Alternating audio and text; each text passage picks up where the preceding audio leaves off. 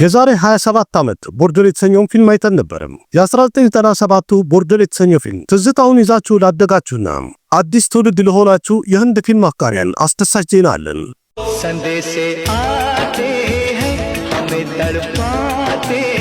ሶኒዶል በድጋሚ በታላቁ ቦርደር 2 በተሰኘው ፊልም ድንበር ላይ ሆኖ ጠላቶቹን ሊቀጠቅጥ ተመልሷል። የ1971ን የህንድና የፓኪስታን ጦርነትን በአዲስ እይታና በዘመናዊ ቴክኖሎጂ በወኔ የተሞላና ደሞቅ የሚያደርገው የጀግንነት ትዕይንቶችም በደንብ እናያለን።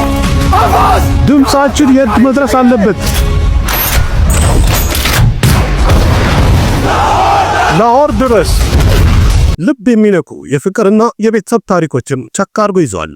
ይህንን ፊልም ግን በስልክና እቤት ውስጥ ባለ ቴሌቪዥን እንዲሁም በስክሪን ኮፒ ሳይሆን በሴንቸሪ ሲኒማ አጀብ በሚያስብል ድምጽና ወለል ባለ በአስደናቂ የምስል ጥራት በደንብ መታየት ያለበት ፊልም ነው። ደሞም እሁድ ጥር 17 ልክ 7 ሰዓት ላይ በሴንቸሪ ሲኒማ ይታያል።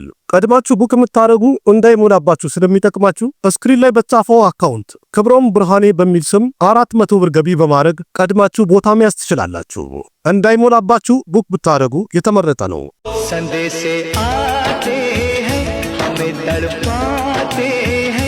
ከ27 ዓመታት በኋላ ያ የለመድነው ወኔ የናፈቀን ጀግንነት በትልቅ ስክሪን ልናየው በድጋሚ ተመልሷል።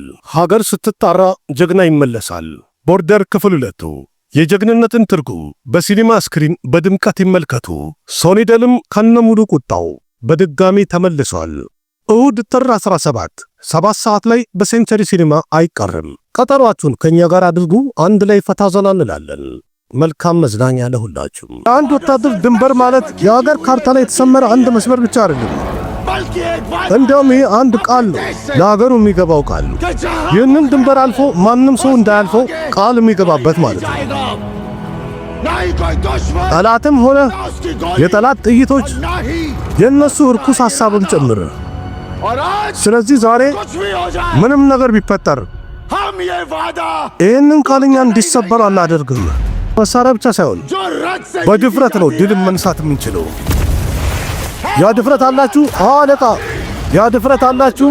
አዎ አለቃ። ያ ድፍረት አላችሁ ወይ? አዎ አለቃ።